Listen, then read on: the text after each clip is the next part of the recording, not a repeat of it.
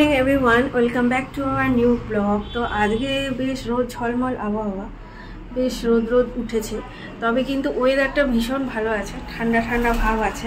আর এখানে আজকে বারান্দা থেকে শ্যুট করছি।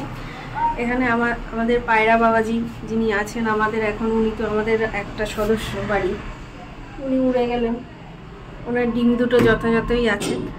তো আজকে একটু কাজের রান্নার প্রেশারটা একটু কম, কাজের প্রেশার বলতে রান্নার প্রেশার একটু কম। কালকে যে ওই করেছিলাম, ইঁচড় করেছিলাম, ওটা অনেকটাই আছে।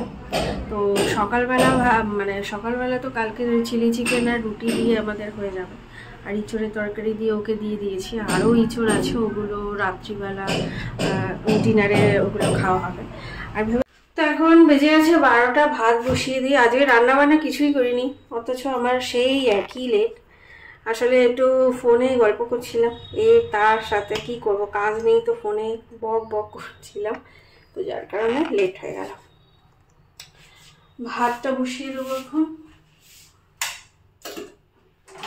এখন ঘর মুছবো। এখানে ভেজে রেখেছি বিনস, গাজর, তারপরে বিনস, গাজর, ক্যাপসিকাম আর একটা ফুলকপি ছিল, ওটা ভেজে রেখেছি। একবারে ভাতটা করে রেখে দেব, ততক্ষণে আমার ঘর মোছা হয়ে যাবে। তারপরে এসে গরম গরম ভাত ভাজাটা বানাবো, ওটা গরম গরম না খেলে ভালো লাগবে না। সমস্ত কাজটা হয়ে গেছে, স্নানে যাব। তো ভাবলাম বডি স্ক্রাবারটা আনিনি এবার, আসলে ইচ্ছা করেই আনিনি, ভেবেছি ওখান থেকে বডি স্ক্রাবার করেই এসছি। তো ভাবলাম কি নেক্সট বার যখন যাব তখন নিয়ে আসবো।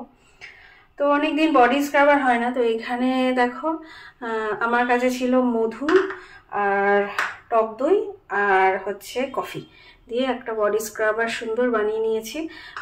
নায়কাতে যে কফিনের বডি স্ক্রাবারটা পাওয়া যায় না, ওটাই কিন্তু দারুণ, ওটাই আমি ইউজ করি এখন বিগত আমার 3-4 বছর ধরে ওই স্ক্রাবারটাই ইউজ করি। তো ওটার মতনই এটা হোমমেড একটা বানিয়ে নিয়েছি। তো এটাও আশা করি বেশ কাজে দেবে, দেখা যাক কি হয়। হোমমেড জিনিস সবসময় তো ভালো হয়। স্নান টান সমস্ত কমপ্লিট হয়ে গেছে, এখন ভাত ভাজাটা বানাতে এসে গেছি। আজকে ভাত ভাজাটা একটু ঘি দিয়ে বানাবো।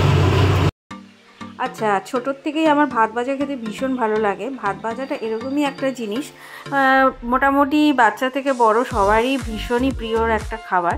আর ভাত ভাজার মধ্যে না একটা নস্টালজিয়া কাজ করে। আগে যখন ছোটোবেলায় স্কুলে যেতাম, স্কুলে যাওয়ার আগে এই লেফট ওভার ভাত, আগের দিনের ভাতগুলো দিয়ে কিন্তু ভাত ভাজা খেয়ে যেতাম, বেশ দারুণ লাগতো খেতে। মা গরম গরম ডিম দিয়ে অনেক কিছু সবজি টবজি দিয়ে ভেজে দিত, তো ওটা খেতে ভীষণ ভালো লাগতো। আর ভাত ভাজা সাধারণত কিন্তু আগের দিনের ভাত দিয়ে খেতে বেশি ভালো লাগে। যদিও আমি এটা ভাত করে তারপরে ভাত ভাজাটা করছি, গরম গরম ভাত ভাজার সাথে সাথে করছি, তো এটার থেকেও বেশি আগের দিনের ভাতটা থাকবে, তো সেটা খেতে বেশি কিন্তু ভালো লাগে। ভাত ভাজার মধ্যে কিন্তু ডিম না দিলে ঠিক ব্যাপারটা ঠিক জমে না, ডিমটা মাস্ট চাই। আর ভাত ভাজার মধ্যে যত বেশি সবজি দেবে, ফুলকপি, গাজর, বিনস, আলু, পেঁয়াজ, তারপরে ওই শীতের দিনে পেঁয়াজ কলি, যত দিতে পারবে তত বেশ ভাত ভাজাটা খেতে ভালো লাগে। আর এই যে আমি এখন গরম গরম ভাত দিয়ে দিচ্ছি, আর এই যে বললাম গরম ভাতের থেকেও বেশ আগের দিনের ভাতটা থাকবে, ফ্রিজে রাখার যে ভাতটা থাকবে, সেটা খেতে কিন্তু বেশি মজা লাগে। আর ভাত ভাজা কিন্তু কখনোই ঠান্ডা একদমই ভালো লাগে না, সাথে সাথে করো, কড়াই থেকে নামিয়ে একদম গরম গরম খেয়ে নাও, তবেই কিন্তু ভাত ভাজা খাওয়ার আসল মজা। আর ভাত ভাজার সাথে আমি এখানে রায়তা বানিয়ে নিয়েছিলাম, রায়তা শসার টুকরো বানিয়ে নিয়েছিলাম। আর ভাত ভাজার মধ্যে না লঙ্কা তো দিয়েইছি, আর লঙ্কার সাথে সাথে একটু গোলমরিচ দিলেও কিন্তু বেশ ভালো লাগে, গোলমরিচের যে ফ্লেভারটা আসে ওটা বেশ ভালো লাগে। আর লাস্টে একটু ধনেপাতা ছড়িয়ে দিয়েছি। তো এই আমাদের দুপুরের প্ল্যাটার, গরম গরম ডিম ভাজা বলতে পারো বা ডিমের পোলাও, যাই হোক বলতে পারো, সাথে রায়তা। আমার না বুন্দের রায়তার থেকে এই শসা দিয়ে কুচিয়ে যে রায়তাটা হয়, ওটা খেতে বেশি ভালো লাগে। রিশু খেতে আয়।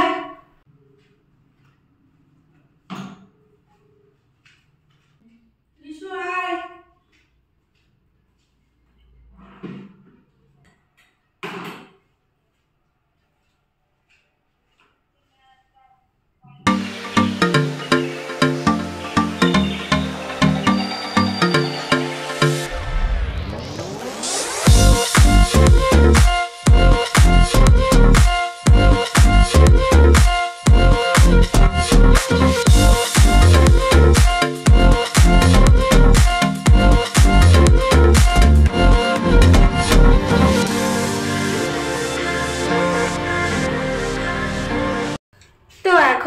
গেছে 8টা।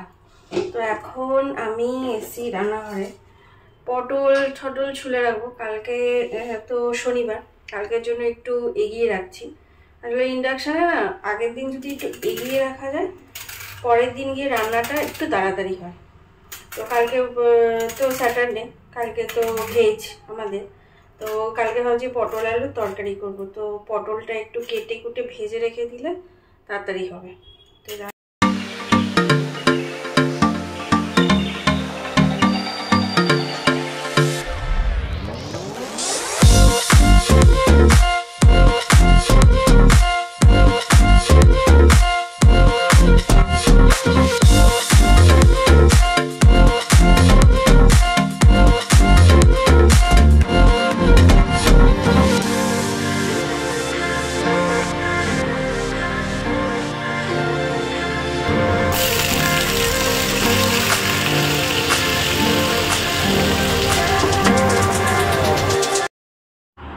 হোলি উপলক্ষে মিস্টার মল্লিকদের অফিস থেকে এক বাস্ক মিষ্টি পাঠিয়েছে।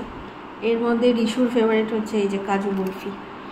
আর আমার এই মিষ্টিটা একটু ভালো লাগে, এটা গোলাপজাম হতে পারে হয়তো। এই মিষ্টি কখনো খাইনি, কাজু দেওয়া। এটা তো মনে হচ্ছে কাঁচা গোল্লা টাইপের অমনি মিষ্টি। মানে এগুলো মোটামুটি সবই কলকাতারই মিষ্টি, কলকাতা টাইপেরই মিষ্টি।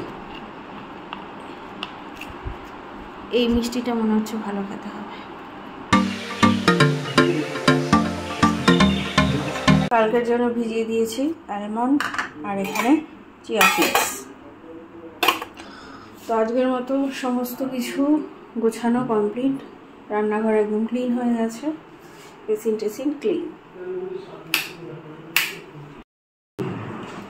তো আমি চুলে একটু সিরাম দিয়েছি, চুলে একটু সিরাম রেখেছি।